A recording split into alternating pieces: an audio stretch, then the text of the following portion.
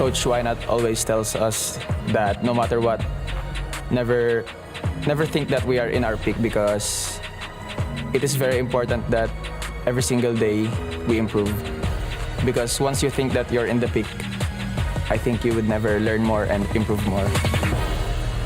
Knowing na ganito ang mindset ni King Kong, hindi malabo that they're gonna be very prepared para sa laban na ito. At dahil din na ganun yung sinabi niya, I'm very excited. Standard naman with the emblems, pero the Kagura, hindi to lalabas ng basta-basta lang. Yun yung naniniwala naman ako dito para sa Onyx Philippines. All the preparation for sure will be in play here, will be accounted for by this Kagura. Ramdam ko yung gigil dito ng Onyx Philippines. Kita mo ng early pa lang, binibigyan agad yung mid. Sa ngayon, yan, ako medyo surprise pa rin ako kasi ito hindi man sa naitatanong nga. Halos 3,000 yung matches ko kasi sa Kagura. Kaya pala. Kaya medyo excited ako. Hindi ko lang pinapahalata kasi nga lalo na si Super Prince ang may hawak nito. So for sure, talaga magpapakitang gilas siya. Ayun na, si King Kong nagpapakitang gilas na ka rin, no? Ayun na nga, si King Kong, syempre, konting is they're using their composition as full lineup. But right now, it's gonna be a bit of a hassle here. Nakasurvive pa si Aiso. Wow! Wow! Okay, wait lang. Si Aiso ngayon ay lalayo na. Ang baba ng kanyang buhay. Pero si King Kong pinilit na rin umatras. Habang sa kabilang... This is a good start. This is Area 77 na gusto ko mapanood nung simula pa lang. Alam mo, parang maraming nga nakaka-relate dito. Ito kasi, yung istorya kasi nito mga players na to, mga magkakaibigan lang to eh. Oo, tropa na nis. magkakatropa, tapos nagdesisyon na, sige, sali nga tayo sa tournament. And nagkaroon na nga talaga ng ilaw para sa kanila. Ngayon, ikalawang pagong naman. Pasok ngayon itong si Brusco at daming kinakakan si Joy Boy. Ngayon naman, ay sabayan na rin doon sa pagong. Kiko ang magtatagumpay. Patay na ako ng flickering na force na rin mula dito. Ng Onyx Philippines. Pero yung Onyx pumapalag talaga. Nakikipagsuntukan din. Oo, hindi pwede. Alam mo naman ng super family. Pero alam mo, parang napansin ko, dahil nga magkakaibigan itong mga to, iba rin talaga yung power of friendship, eh, no? Power of friendship versus power of family. Kumbaga, super friends versus super family. Ano ang mas matimbang? Ano ang mas matimbang sa larong ito? Ang pagkakaibigan ba from Area 77? Alam mo historically, Burrito, pag natalo yung Onyx ng isa, yung susunod nilang laban, as in durog yung kalaban. Diba?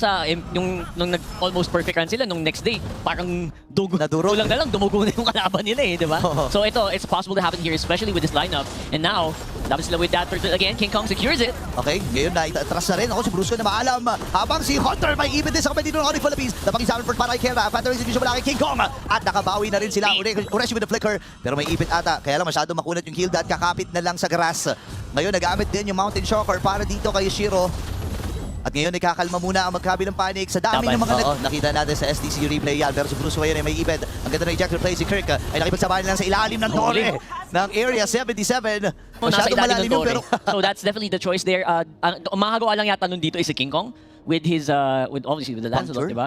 So other than that, it really is pag napunta ka sa ilalim and you are surrounded by Area 77, medyo tatagilid ang vapor doon. So at least makuha pa rin silang isa. Pantay na pantay yung larong to. Piso-piso lang ang lamangan, Burits. Oo, grabe, no? Parang hindi ako naniniwala na hindi prepare! Ayun! Pero si Hunter, nabagsakan kagad ng Phantom Execution mula kay King Kong. Shiro gumagawa rin ng paraan. Pero alam nila na yung jungler nandun sa taas, ha? Oo. So, eyes on the prize muna. Of course, yung Onyx naman ay nagkakatinginan. Pinadala na si Brusco. Alam nilang hindi siya kailangan dito sa Lord na to. It's gonna be a very clean Lord for Onyx Philippines. Ayan, posible na magkaroon ng medyo gold gap dito for sure. Okay, nagamit yung Godzilla. Ejector play ba? Ay bibitaw. Ayun na nga. Bibigyan na rin si Kirk. At mag-iibat ang kumagay na ilang isaman force mula kay Gold Standard. Atras muna dito ang Onyx PH. Hindi nila fully magamit din yung kakayahan dito ni Bruce dahil nga binibigyan kagad. Pero ang maganda, si Super Prince aray ko po agad!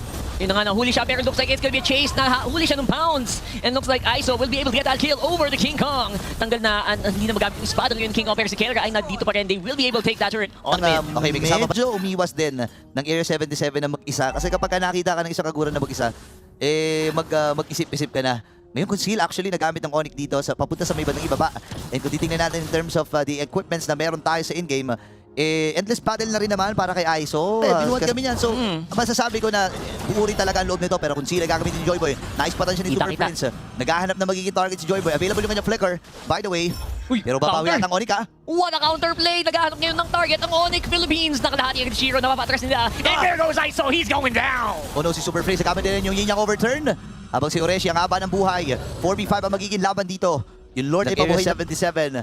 Doon sa mga maling plays na kanilang nagawa. Maliit lang na maling play, no? Na detalye lang yun, ha? Oo. Impressive yung ginawa nila kasi imagine mo, after that kill, nagsiatrasan agad sila, nakalahati na Shiro dun ha. Oo. Pero hindi nila pinilit. They go straight for the objective. Sobrang disiplina dito ng Onyx. Okay, nagamit yung Mountain Shockers. Kelray, hahawakan. Yung Lord na ito, si King Kong, ay nakasilip din. Brusco papasok na, bibigyan na kagad dito si Shion! Napalo na sa kamay na good. Sana yung Lord ay puputirehin na rin dito ng Onyx Philippines at hindi na rin makakagalaw si Joey Boy. At mapapatay sila dito ng Onyx Philippines. Nako! Ang hirap nito kasi kapag ka nasa base na ang isang Hilda, wala namang tatapakan damuhan yan. Tama. Ngayon yung Maliit Torre. May maliit lang dyan. Pero si Kera, ako, dumadive na nga rin. Basag lang pa unti-unti ng Torre dito. Ang Hoy! Ngayon, nandun yung pagbalibag. At Kuya. nagamit rin Chirami Slam. Makakapatay din dito ng Sagot. Xavier 77 habang pumasok na ang pamilya. Si Joy Boy ang magiging next. 1-for-1 na magiging palitan. Pero si Euresia, hinahabol din ni King Kong. Ready na ata mag-base up dito ang Onyx Philippines. Tatlo lang ang natitira para dumipensa para sa Area 77. And ready na rin ang Onyx Philippines sa kunin ang Game 1. Si Oreshi kasi lumilikod. Hindi ka kasama sa pamilyang ito. Doon ka sa kabila. Oh. Diba? And there you go. That's gonna be a very clean 1-0 para sa Onyx Philippines for game number